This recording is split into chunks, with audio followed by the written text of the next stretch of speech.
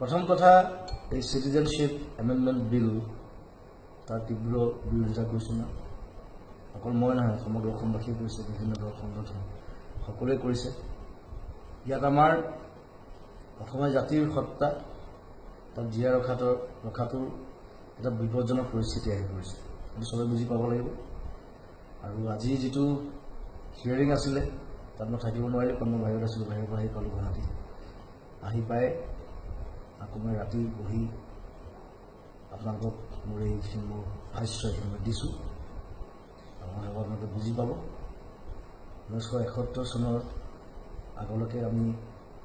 যিখিনি problem face কৰিছোঁ আমি বাংলাদেশী সমস্যা লৈ তাক লৈ বহুত যুদ্ধ গ'ল বহুত মানুহৰ পৰিশ্ৰম গ'ল বহুত মানুহৰ তেজ গ'ল সেইখিনি আমি ইফালে যাবলৈ দিব নোৱাৰোঁ গতিকে মই ৰাজ্য চৰকাৰ কেন্দ্ৰ চৰকাৰ সকলোকে অনুৰোধ জনাইছোঁ আকৌ এবাৰ ভাবি চাওঁ কথাটো এই ধৰ্ম সম্প্ৰদায় লৈ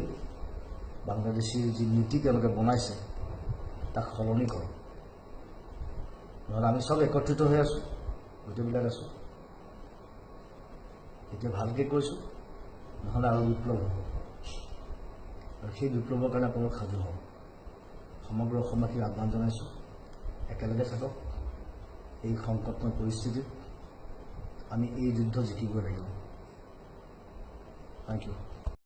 Please like, comment and subscribe our YouTube channel.